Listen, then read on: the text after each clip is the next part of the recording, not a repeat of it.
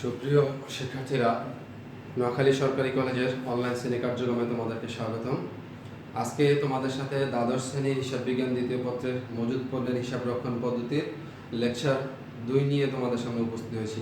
প্রিয় শিক্ষার্থীরা, তোমাদের আগের লেকচারে মজুদ পণ্যের হিসাব রক্ষণ পদ্ধতির গাণিতিক সমস্যাগুলো সমাধান করার জন্য তোমাদের যে যে জিনিসগুলো জানতে হবে ওগুলো আমি তোমাদেরকে উপস্থাপন করেছি এবং তোমাদেরকে বুঝিয়ে বলেছি এবং লিখে দিয়েছিলাম। তো প্রিয় শিক্ষার্থীরা, আজকে সেই আলোকে তোমাদের সামনে একটি গাণিতিক সমস্যা এখানে হোয়াইট বোর্ডে উপস্থাপন করা হলো। এখান থেকে আমরা এটা সমাধান আজকে করব। প্রিয় শিক্ষার্থীরা, দেখো এখানে একটা প্রশ্ন আছে লেকচার শুরুতে। আমি প্রশ্নটা তোমাদেরকে পড়ে শোনাচ্ছি এবং তোমাদেরকে বুঝিয়ে বলবো। তোমরা খাতা কলম নিয়ে উপস্থিত হয়ে যাও। দেখো, সমস্যা নাম্বার 1 এ আমাদের বলা আছে যে বরুণ মধুর একটি সাপ্লাই শপ আছে, মার্চ মাসে তার ক্রয় বিক্রয় সংক্রান্ত লেনদেন নিম্নরূপ। তো দেখো, আমার কাছে মার্চ মাসের কিছু তথ্য এখানে দেওয়া আছে, কয়েকটা ট্রানজাকশন এখানে আমার মার্চ মাসে কিছু ট্রানজাকশন দেওয়া আছে, দিয়ে আমাকে বলছে যে উপরোক্ত লেনদেনগুলো নিত্য মজুদ পদ্ধতি অনুযায়ী, কোন পদ্ধতি অনুযায়ী? নিত্য মজুদ পদ্ধতি অনুযায়ী জাবেদা প্রস্তুত করো। তো প্রিয় শিক্ষার্থীরা, আমরা তোমাদেরকে শিখেছিলাম যে মজুদ পণ্য সংরক্ষণ পদ্ধতিতে দুই পদ্ধতি সংরক্ষণ করা, একটা হলো কালান্তিক মজুদ পদ্ধতি, একটা হলো নিত্য মজুদ পদ্ধতি। কালান্তিক মজুদ পদ্ধতি হলো তোমরা অ্যাজ ইউজুয়াল যেভাবে জাবেদাভুক্ত করো লেনদেনগুলোকে ঠিক ওইভাবে, কিন্তু নিত্য মজুদ পদ্ধতির কিছুটা একটু পরিবর্তন আছে। আজকে আমাদের কিছু ট্রানজাকশন দিয়ে আমাদেরকে বলছে যে উপরোক্ত লেনদেনগুলো নিত্য মজুদ পদ্ধতি অনুযায়ী জাবেদা প্রস্তুত করো। তো প্রিয় শিক্ষার্থীরা, তোমাদের কাজ হলো এখন একটা জাবেদার গড় প্রস্তুত করে ফেলা। তোমরা একটা জাবেদার গড় তৈরি করবা, দেন আমরা অঙ্কটা শুরু করতে পারি। তো প্রিয় শিক্ষার্থীরা, আসো আমরা প্রথম ট্রানজাকশনটা নিয়ে প্রথমে শুরু করি। দেখো, মার্চ 1 ধারে পণ্য ক্রয় 59,000 টাকা, শর্ত 2, 10 and 30। তার মানে হলো মিস্টার বরুণ মধুর ধারে পণ্য ক্রয় করছে। কত টাকার পণ্য ক্রয় করছে? 59,000 টাকার পণ্য ক্রয় করছে। শর্ত হলো 2, 10 and 30, মানে 10 দিনের ভিতরে পেমেন্ট করলে উনি 2% বাট্টা পাবে, তবে তাকে অবশ্যই 30 দিনের ভিতরে কি করে দিতে হবে? পেমেন্ট করে দিতে হবে। তো প্রিয় শিক্ষার্থীরা, দেখো এখানে এসে যদি আমরা ধারে পণ্য ক্রয় করি, আমরা জাবেদাটা দেখি ক্রয় হিসাব ডেবিট, আমাদের প্রদেয় হিসাব ক্রেডিট। কিন্তু যদি নিত্য মজুদ পদ্ধতি দাও, তাহলে আমাদেরকে মার্চ মাসের 1 তারিখের আমাদেরকে জার্নাল দিতে হবে, আমাদের ক্রয় হিসাবের পরিবর্তে লিখতে হবে আমাদের মজুদ পণ্য হিসাব ডেটর, আর হলো প্রদেয় হিসাব ক্রেডিটর। প্রদেয় হিসাব ক্রেডিটর টাকা হবে কত? 59,000 টাকা। টাকা হবে 59,000 টাকা। টাকা হবে 59,000 টাকা। ঠিক আছে, তারপরে আসো মার্চ 3 ধারে পণ্য বিক্রয় 52,000 টাকা, শর্ত এ ও বি গন্তব্যস্থল 2, 10 and 30। বিক্রিত পণ্যের ব্যয় 41,000 টাকা। তো এখানে বলছে যে বরুণ মধুর ধারে বিক্রয় করছে কত টাকা? 52,000 টাকার পণ্য উনি ধারে বিক্রয় করছে। শর্ত হলো যে এপবি ডেস্টিনেশন বা গন্তব্যস্থল, এপবি ডেস্টিনেশন গন্তব্যস্থল কথাটি বলা থাকলে মানে বিক্রেতা, যিনি বিক্রেতা তিনি পণ্য পরিবহনের ভাড়া প্রদান করবেন। এখানে বলা আছে বিক্রিত পণ্যের ব্যয় 41,000 টাকা। তো তোমাদেরকে এর আগের লেকচারে বলেছি নিত্য মজুদ পদ্ধতিতে বিক্রয়ের ক্ষেত্রে জানা দিতে হবে দুটি, একটি হলো বিক্রয়ের জন্য, একটি হলো বিক্রিত পণ্যের ব্যয়ের জন্য।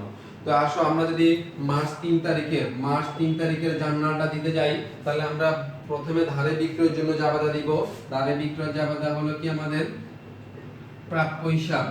প্রাপ্য হিসাব ডেটর, তারপরে হলো যে আমাদের বিক্রয় হিসাব ক্রেডিটর। কত টাকার পণ্য ক্রয় করছে? উনি বিক্রয় করছে 52,000 টাকা। 52,000 টাকার পণ্য উনি কি করছে? বিক্রয় করছে। এটাকে রোমান সংখ্যা 1 দ্বারা প্রকাশ করা। তাহলে আমাদের জাবেদা দিতে হবে ধারে পণ্য বিক্রয় জাবেদা দিতে হবে দুইটি, ধারে পণ্য বিক্রয়ের ক্ষেত্রে জাবেদা দিতে হবে আমাদের দুইটি। তারপর নাম্বার 2 হবে বিক্রিত পণ্যের ব্যয়ের জন্য, ভাবে বিক্রিত পণ্যের ব্যয় হিসাব ডেবিট, বিক্রিত পণ্যের ব্যয় হিসাব ডেটর, আর হলো মজুদ পণ্য হিসাব ক্রেডিটর। মজুদ পণ্য হিসাব ক্রেডিটর টাকা কত? বিক্রিত পণ্যের ব্যয় 41,000 টাকা। এখানে হবে 41,000 টাকা। 41,000 টাকা। তাহলে আমাদের বিক্রয়ের জন্য জাবেদা দেব দুটি, একটা হলো ধারে বিক্রয়ের জন্য, একটা হলো বিক্রিত পণ্যের ব্যয়ের জন্য। তারপরে আসো মার্চ 4 তারিখে বলা আছে মার্চ 3 তারিখে বিক্রয়ের জন্য জাহাজ ভাড়া প্রদান 2,000 টাকা। তাহলে মার্চের 3 তারিখে যে বিক্রয় করছে 52,000 টাকা, এটার জাহাজ ভাড়া প্রদান করেছে কত টাকা প্রদান করেছে? 2,000 টাকা। এখানে শর্ত ছিল এফওবি ডেস্টিনেশন মানে ভাড়া প্রদান করবে কে? বিক্রেতা। তাহলে আমরা কার অঙ্ক করতেছি? আমরা অঙ্ক করতেছি বরুণ মধুর। বরুণ মধুর এখানে কি? বরুণ মধুর এখানে বিক্রেতা, তাহলে আমাকে জানাটা দিতে হবে। কিন্তু যদি এভাবে শিপিং পয়েন্ট কথাটি বলা থাকতো তাহলে এটা এই ট্রানজাকশনের আর 3 মার্চের 4 তারিখে যে লেনদেনটা সংঘটিত হয়েছে এটার জন্য আমাদের কোনো ট্রানজাকশন দিতে হতো না। এখন যদি এভাবে ডেস্টিনেশন কথাটি বলা আছে সেক্ষেত্রে ভাড়া প্রদান করবেন কে? ভাড়া প্রদান করবেন বিক্রেতা। তাহলে আমরা যেহেতু বরুণ মধুর একজন বিক্রেতা আমাদেরকে জার্নাল দিতে হবে। তারপরে দেখো মার্চ 4 তারিখে আমাদেরকে জার্নাল দিতে হবে উনি জাহাজ ভাড়া প্রদান করেছে। তাহলে আমাকে মার্চ 4 তারিখে বিক্রিত পণ্যের বা বহি পরিবহন খরচ হিসাব ডেবিট, বহি পরিবহন খরচ ডেটর, আর হলো যে আমার কিপিং তারিখ 2000 টাকা ভাড়া নগদ টাকা গেল, নগদান হিসাব ক্রেডিটর, নগদান হিসাব ক্রেডিটর কত টাকা হবে? 2000 টাকা, 2000 টাকা। ঠিক আছে প্রিয় শিক্ষার্থীরা, নাম্বার 6 দেখো। 6 তারিখে বলা আছে মার্চ 1 তারিখে ক্রয় থেকে 3000 টাকার পণ্য ফেরত দেওয়া হলো। মার্চ 1 তারিখে কত টাকার পণ্য ক্রয় করছে? 59000 টাকার পণ্য ক্রয় করছে। এখান থেকে উনি 3000 টাকার পণ্য ফেরত পাঠাইছে। তাহলে উনি ক্রয় করছে, ক্রয় করে এখন 3000 টাকার পণ্য ফেরত দিল। তাহলে এটা কোন ধরনের ফেরত? এটা হলো ক্রয় ফেরত। আচ্ছা, তাহলে ক্রয় ফেরতের ক্ষেত্রে আমরা তো জানি এটা কত তারিখের জার্নাল? এটা হলো মার্চ 6 তারিখ, মার্চ 6। ক্রয় ফেরত সবসময় কোন ব্যালেন্স প্রকাশ করে? ক্রেডিট ব্যালেন্স প্রকাশ করে। তো আমার যদি ক্রয় ফেরত হয় তাহলে আমার প্রদেয় হিসাব কি হয়ে যায়? প্রদেয় হিসাব হ্রাস পায়। প্রদেয় হিসাব হ্রাস পেলে কি হয়? প্রদেয় হিসাব হ্রাস পেলে প্রদেয় হিসাব হবে ডেবিট, প্রদেয় হিসাব ডেবিট। আর আমার ক্রয় ফেরত হিসাব ক্রেডিট, কিন্তু নিত্য মজুদ পদ্ধতি হওয়ার কারণে আমার ক্রয় ফেরতের পরিবর্তে লিখতে হবে মজুদ পণ্য হিসাব ক্রেডিট, মজুদ পণ্য হিসাব ক্রেডিট। তাহলে টাকা কত টাকার পণ্য ফেরত পাঠাইছে? উনি 3000 টাকার পণ্য ফেরত পাঠাইছে। 3000 টাকা আমাদেরকে লিখতে হবে। তারপরে আসো মার্চের 8 তারিখ। মার্চের 8 তারিখে কি বলা আছে?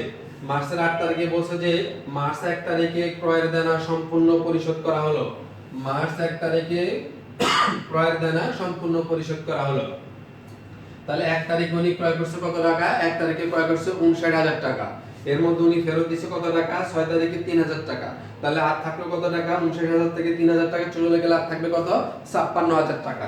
তাহলে উনি 56000 টাকা বসে যায় 8 তারিখে এসে বসে মার্চ 1 তারিখে ক্রয়ের দেনা সম্পূর্ণ পরিশোধ, পুরো টাকাটা সে পেমেন্ট করে দিয়েছে। তার মানে কত টাকা পেমেন্ট করছে? 56000 টাকা পেমেন্ট করেছে। তাহলে আমার প্রদেয় হিসাব হ্রাস পাবে। প্রদেয় হিসাব হ্রাস পেলে কি হবে? ডেবিট হবে। তাহলে আমার হবে প্রদেয় হিসাব ডেবিট, প্রদেয় হিসাব ডেটর। প্রদেয় হিসাব কত টাকা কমবে? আমার 56000 টাকা কমবে। ঠিক আছে, যেহেতু 3000 টাকা উনি ফেরত প্রদান করেছে, আমি ব্র্যাকেটে দেখাই দিতে পারি 59000 মাইনাস 3000, 56000 টাকা। তারপরে আসো আমার কি গেল? নগদ টাকা গেল। আমাকে দেখতে হবে আমি কি শর্তের মধ্যে কি টাকাটা পেমেন্ট করেছে কিনা। আমি মার্চের 1 তারিখে ক্রয় করছি, তখন শর্ত ছিল 210, মানে 10 দিনের ভিতরে পেমেন্ট করলে আমি 2% বাড়টা পাবো।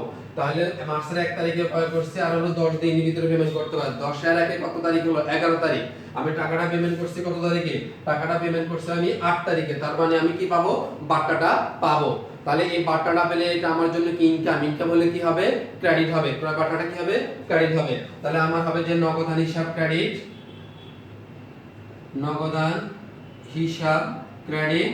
আর হলো যে আমার ক্রয় বার্তা, কিন্তু আমরা ক্রয় বার্তা লিখতে পারবো না, আমরা লিখতে হবে মজুদ পণ্য হিসাব ক্রেডিট, মজুদ পণ্য হিসাব ক্রেডিট, মজুদ পণ্য হিসাব ক্রেডিট। তাহলে 56000 টাকার আমাদেরকে 56000 টাকার 2% হবে 1120 টাকা। 56000 টাকার 2% হবে কত টাকা? 56000 টাকার 2% হবে 1120 টাকা। আর বাকি টাকা ডিফারেন্স কত টাকা হবে? 54880, 54880 টাকা হবে। তাহলে 54880 কত?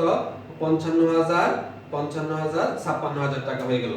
তার মানে প্রিয় শিক্ষার্থীরা দেখো, আমি তোমাদেরকে বলি যদি আমাদেরকে নির্দিষ্ট সময়ের ভিতরে পেমেন্ট করি তাহলে আমরা 2% বার্তা পাবো।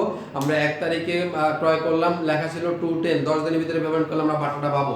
তাহলে 10 এ 1 তারিখ 11 তারিখের ভিতরে পেমেন্ট করলে আমি 2% বার্তা পাবো। এখন আমি পেমেন্ট করে দিয়েছি কত তারিখে? পেমেন্ট করে দিলাম 8 তারিখে। এই জন্য আমি বাটাটা পেলাম। বাট্টা পেলে কি হয়, বাট্টাটা আমি ইনকাম হচ্ছে এটার জন্য ক্রেডিট, কিন্তু আমরা ক্রয় বাট্টা লিখতে পারবো না, ক্রয় বাট্টার পরিবর্তে লিখবো মজুদ পণ্য হিসাব ক্রেডিট। আর আমার নগদ টাকা চলে যাচ্ছে নগদান হিসাব ক্রেডিট। আর আমাদের প্রদেয় হিসাব যেহেতু আমার হ্রাস পাবে, প্রদেয় হিসাব কি হয়ে যাবে, ডেবিট। তাহলে আমি যেহেতু 3000 টাকা তাকে ফেরত করলাম, তাহলে আমার তার থাকলো 56000 টাকা, আর আমার নগদান বাবদ গেল 54880 টাকা, আর 1120 টাকা আমি কি পেলাম, বাটা পেলাম। তোমরা এখানে দেখা দিতে পারো যে 56000 ইনটু 2%, 56000 ইনটু 2% হলে 1120 টাকা, আর বাকি টাকাটা হলো যে আমার 54880 টাকা হলো আমার 56000 ক্রেডিট কস্টটা মিলে যাবে। এই তারপরে দেখো প্রিয় শিক্ষার্থীরা, আমরা আসো এরপর 8 তারিখের পরে আমাদের আছে কয় তারিখ, 8 তারিখের পরে আমাদের আছে 10 তারিখ। 10 তারিখে বলা আছে যে মার্চ 3 তারিখে ধারে বিক্রয়ের সম্পূর্ণ অর্থ আদায় হলো শর্ত অনুসারে। এবার সব মার্চের 3 তারিখে ধারে বিক্রয়ের সম্পূর্ণ অর্থ আদায় হলো শর্ত অনুসারে। এখন দেখো মার্চ 3 তারিখে বিক্রয় করলাম, তখন টার্ম ছিল কত, 210, মানে 10 দিনের ভিতরে পেমেন্ট করলে আমি 2% পাট্টা পাবো। তাহলে 10 আর 3 তারিখে কত তারিখ হলো, 13 তারিখ, মানে আমি 13 তারিখের ভিতরে যদি পেমেন্ট করে দিতে পারি আমি 2% পাট্টা পাবো। আমি পেমেন্ট করছি কত তারিখে, আমি পেমেন্ট করছি 10 তারিখে, আমি পেমেন্ট করলাম কত তারিখে, 10 তারিখে পেমেন্ট করলাম। তাহলে আমি যেহেতু 10 তারিখে আমি বাটাটা অবশ্যই পাবো। আচ্ছা, এখন আমি যদি ধারে বিক্রয়ের সম্পূর্ণ টাকা আমার আদায় হলে আমার কি আসে, নগদ টাকা আসে। তার মানে আমার কি হবে, নগদান হিসাব, আমার হবে নগদান হিসাব, কি হবে, নগদান হিসাব ডেবিট হবে। এখন আসো নগদান হিসাব ডেবিট, এই বাটাটা আমার জন্য খরচ, বিক্রয়ের ক্ষেত্রে আমি টাকাটা আদায় করলাম, বাটাটা আমি দিচ্ছি তাকে, এটা আমার জন্য কি খরচ, আর খরচ হলে কি হবে, ডেবিট হবে। তার মানে বিক্রয় বাটা হিসাব ডেবিট, বিক্রয় বাটা হিসাব আমার ডেবিট। আর আমার কি হ্রাস পাচ্ছে, আমার সম্পদ হ্রাস পাচ্ছে, প্রাপ্য হিসাব হ্রাস পাচ্ছে। সম্পদ হ্রাস পেলে কি হয়, ক্রেডিট হয়, প্রাপ্য হিসাব ক্রেডিট, প্রাপ্য হিসাব ক্রেডিট। এখন দেখো আমি তার কাছে 3 তারিখ কত টাকার পণ্য ক্রয় করলাম, বিক্রয় করলাম 52000 টাকা, তার মানে আমার প্রাপ্য হিসাব হ্রাস পাবে 52000 টাকা। এখানে কোনো ফেরত ঘটে না, এইজন্য আর মাইনাস করতে হয় নাই। তারপরে আসো তাকে 2% বাট্টা দিচ্ছি, 52000 টাকা 2% হবে 1140, 1040 হবে, 1040 টাকা, 52000 টাকা 2% হবে 1040 টাকা, আর বাকিটা হলো 50960, 50960 টাকা হবে আমার নগদ টাকা গেল। তাহলে 50 51000 51000 টাকা হয়ে গেল। তাহলে এখানে তোমরা দেখা দিতে পারো 52000 ইনটু 2%, বিক্রয় বাট্টাটা দেখা দিতে পারো 52000 ইনটু 2%, 1000 কত টাকা, 1040 টাকা, 52000 ইনটু 2%। তার মানে আমার বিক্রয় বাট্টার ক্ষেত্রে আমার এখানে কোনো মজুদ পণ্য লেখা লাগবে না, শুধুমাত্র ক্রয় বাট্টা মানে ক্রয় সংক্রান্ত যতগুলো জিনিস আসবে সবগুলোতে আমাকে মজুদ পণ্য নিয়ে আসতে হবে। তার মানে নগদান হিসাব ডেবিট, নগদ টাকা আমার যাচ্ছে, নগদ টাকা আমি পাচ্ছি 50960 টাকা, এই জন্য নগদান হিসাব ডেবিট। আমি তাকে বিক্রয় বাট্টাটা দিচ্ছি, এটা আমার জন্য খরচ, এই জন্য ডেবিট হচ্ছে 1040 টাকা, 52000 এর 2%, আর আমার একটা সম্পদ হ্রাস পাচ্ছে, সম্পদ হিসাব ক্রেডিট, প্রাপ্য হিসাব ক্রেডিট 52000 টাকা। প্রিয় শিক্ষার্থীরা, পরবর্তী আসে মাসের 16 তারিখ। মাসের 16 তারিখে বলা আছে যে দারে পণ্য ক্রয় 42000 টাকা, শর্ত হবে শিপিং পয়েন্ট 210 and 30। তার মানে আমি পণ্য ক্রয় করছি 42000 টাকা,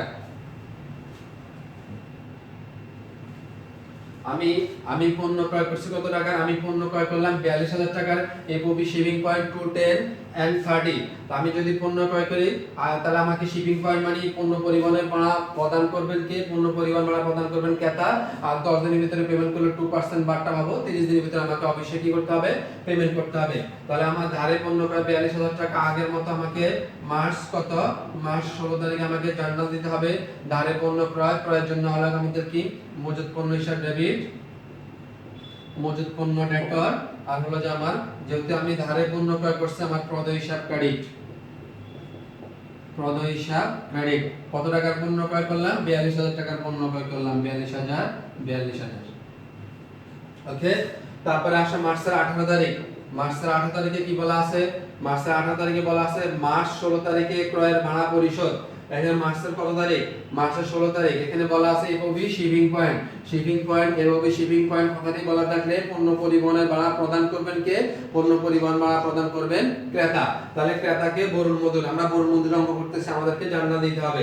তাহলে পণ্য পরিবহন ভাড়া আমরা যদি দিই, আমরা ক্রয় পরিবহন হিসাব ডেবিট, কিন্তু আমরা ক্রয় পরিবহন লিখতে পারবো না, আমরা লিখবো মজুদ পণ্য হিসাব ডেবিট, মজুদ পণ্য হিসাব ডেটর, নগদান হিসাব ক্রেডিটর, নগদান হিসাব ক্রেডিটর কত টাকা ভাড়া দিছে 2000 টাকা ভাড়া প্রদান করেছে 2000 টাকা ভাড়া প্রদান করেছে ডেবিটে 2000 ক্রেডিটে 2000 টাকা তাহলে আমরা ক্রয় করলে মজুদ পণ্য হিসাব ডেবিট আর হলো যে আমার ক্রয় হিসাব ক্রেডিট পণ্য পরিমাণ ভাড়া প্রদান করলে মজুদ পণ্য হিসাব ডেবিট নগদান হিসাব ক্রেডিট বসালাম কেন বসালাম কারণ বলা আছে এইভাবে শিপিং পারমানি ক্রেতা প্রদান করবে এজন্য আমরা ক্রয় পরিবহনের পরিবর্তে লিখব মজুদ পণ্য হিসাব ডেবিট আর আমাদের নগদ টাকা চলে গেছে জন্য নগদান হিসাব ক্রেডিট 2000 টাকা তারপরে আসে মার্চের 18 পরে আছে মার্চের 20 তারিখ মার্চের 20 তারিখে পণ্য বিক্রয় 30000 টাকা যার ক্রয় মূল্য 26000 টাকা দেখো আমাদের এখানে পণ্য বিক্রয় করছে মার্চের কত তারিখে মার্চের 20 তারিখে মার্চ 20 তারিখে বসে পণ্য বিক্রয় 30000 টাকা এখানে যদি কোনো ব্যক্তি বা প্রতিষ্ঠানের নাম উল্লেখ নাই আমাদের কি বুঝতে হবে যে এই বিক্রয়টা নগদে সংগঠিত হয়েছে নগদে বিক্রি করলে আমরা তোমাদেরকে আগে বলছি পণ্য বিক্রয়ের ক্ষেত্রে নিত্য মজুদ পদ্ধতিতে জামানত দিতে হবে কতটি দুটি তাহলে আমরা মার্চ 20 লিখে রোমান সংখ্যা 1 দিয়ে লিখতে পারি আমাদের 30000 টাকার পণ্য বিক্রয় করছে নগদান হিসাব ডেবিট যেহেতু এটা নগদে সংগঠিত হয়েছে নগদান হিসাব ডেবিট বিক্রয় হিসাব ক্রেডিট বিক্রয় হিসাব ক্রেডিট কত টাকার পণ্য বিক্রয় করছে 30000 টাকা 30000 টাকা প্রোডাক্ট বিক্রি করলো আচ্ছা এবার আমাদের জামা দিতে হবে দুটি আট হলো বিক্রিত পণ্যের ব্যয় জন্য এখানে ব্যয় কত ব্যয় হলো 26000 টাকা তাহলে বিক্রিত পণ্যের ব্যয় হিসাব ডেবিট বিক্রিত পণ্যের ব্যয় ডেবিট আর হলো মজুদ পণ্য হিসাব ক্রেডিট বিক্রিত পণ্যের ব্যয় হিসাব ডেবিট আর মজুদ পণ্য হিসাব ক্রেডিট বিক্রিত পণ্যের ব্যয় কত 26000 টাকা আমার এখানে ক্রেডিট হলো 26000 টাকা মজুদ পণ্য হিসাব ক্রেডিট 26000 টাকা তার পরবর্তীতে আসলে মার্চ 30 তারিখে কি বলা আছে ক্রেতার কাছ থেকে 700 টাকার মূল্যের পণ্য ফেরত পাওয়া গেল কিন্তু তার ক্রয় মূল্য 400 টাকা এই যে তার কাছে 30000 টাকার পণ্য বিক্রয় করলাম এখান থেকে ফেরত আসছে কত টাকা 700 টাকা ফেরত আসছে আমি তার কাছে বিক্রয় করলাম এখন মাল ফেরত আসছে এটা কোন ফেরত এটা হলো বিক্রয় ফেরত তাহলে আমার হবে 30 তারিখ হবে যে এখানে বিক্রয় বিক্রয়ের ক্ষেত্রে যেমন দুইটি জার্নাল দিতে হয় বিক্রয় ফেরতের ক্ষেত্রে নিত্য মজুদের ক্ষেত্রে দুটি জার্নাল দিতে হবে তাহলে 30 তারিখে এসে আমাদের রোমান সংখ্যা 1 দিয়ে আমরা যদি এটা কোন ফেরত এটা বিক্রয় ফেরত তাহলে বিক্রয় ফেরত হিসাব ডেবিট বিক্রয় ফেরত হিসাব ডেবিট আর আমার বিক্রয় ফেরত করলে আমার বিক্রয় ফেরত হিসাব ডেবিট ঠিক আছে এটা আমাদের বিক্রয় ফেরত এখন আমি মনে করো আমার কি কমে গেল আমি মনে করি মার্চের 20 তারিখে এসে 30 তারিখে এসে ক্রেতার কাছ থেকে 700 টাকা মূল্যের পণ্য ফেরত পাওয়া গেল কিন্তু তার ক্রয় মূল্য হলো 400 টাকা এখন আমি বিক্রয় ফেরত পেলাম কত টাকার বিক্রয় ফেরত পেলাম 700 টাকার বিক্রয় ফেরত পেলাম এটার ক্রয় মূল্য দেওয়া আছে কত টাকা 400 টাকা তাহলে আমার বিক্রয় ফেরত হিসাব ডেবিট আর আমার মনে করো আমার কি আমি কার কাছ থেকে মনে করো কত টাকার বিক্রয় ফেরত পেলাম 700 টাকার বিক্রয় ফেরত পেলাম 700 টাকার বিক্রয় ফেরত পেলে আমার বিক্রয় ফেরত হিসাব ডেবিট আমার নগদান হিসাব আমার নগদ টাকা চলে যাচ্ছে 700 টাকা নগদান হিসাব ক্রেডিট 700 টাকা এখন আবার জার্নাল দিতে হবে আমার দুটি আবার বিক্রয় তার এই ক্ষেত্রে কষ্ট আছে কত টাকা কষ্ট আছে 400 টাকা তাহলে আমার হবে মজুদ পণ্য হিসাব ডেবিট কষ্টের জন্য জমা দিতে হবে মজুদ পণ্য হিসাব ডেটর আর বিক্রিত পণ্যের ব্যয় হিসাব ক্রেডিটর 400 টাকা আর হলো যে বিক্রিত পণ্যের ব্যয় হিসাব ক্রেডিটর বিক্রিত পণ্যের ব্যয় হিসাব ক্রেডিট 400 টাকা ঠিক আছে তাহলে আমাদের দ্বিতীয় জার্নাল হলো ব্যয়ের জন্য মজুদ পণ্য হিসাব ডেটর 400 টাকা আর বিক্রিত পণ্যের ব্যয় হিসাব ক্রেডিট কত টাকা 400 টাকা তারপরে আসো মার্চ 31 তারিখে বলা আছে গুদামের পণ্য গণনা করে দেখা গেল পণ্য খতিয়ান উদ্ধৃত থেকে 1100 টাকার পণ্য কম আছে গুদামের পণ্য গণনা করে দেখা গেল পণ্য খতিয়ান উদ্ধৃত থেকে 1100 টাকার পণ্য কম আছে তাহলে যেহেতু পণ্য কম আছে তাহলে আমার কি ব্যয়ের খাতে আমাকে দেখাতে হবে ব্যয়ের খাতে দেখাতে হলে আমাকে লিখতে হবে যে বিক্রিত পণ্যের ব্যয় হিসাব ডেবিট বিক্রিত পণ্যের ব্যয় ডেটর আর হলো মজুদ পণ্য হিসাব ক্রেডিট যেহেতু আমার মজুদ পণ্য কমে গেছে মজুদ পণ্য ক্রেডিটর মানে আমার পণ্য বিক্রি থেকে পণ্যটা কম আছে তার মানে এটা আমার বিক্রিত ব্যয় হিসেবে আমাকে দেখাই দিতে হবে আমার প্রোডাক্ট কমে গেছে এই গুদামে এজন্য মজুদ পণ্য হিসাব ক্রেডিটর কত টাকার পণ্য কমে গেছে 1100 টাকা 1100 টাকা এই হলো আমাদের টোটাল এই যে নিত্য মজুদ পদ্ধতিতে মনে করো পণ্যের হিসাব রক্ষণ পদ্ধতি তো প্রিয় শিক্ষার্থীরা তোমরা এই আমাদের এই সমস্যার মাধ্যমে তোমরা আশা করি নিত্য মজুদ পদ্ধতিতে পণ্য কিভাবে আমাদেরকে অন্তর্ভুক্ত করতে হবে তা আমরা জানতে পারলাম পরবর্তী লেকচারে আমরা মালকোথিয়ানের পাইভো মেথড, লাইভো মেথড এবং ওয়েটেড এভারেজ মেথডে আমরা অঙ্ক শিখব। তো তোমরা আমাদের সাথেই থাকবে অনলাইন ক্লাসে। আশা করি ভালো থাকবা, সুস্থ থাকবা। আল্লাহ হাফেজ।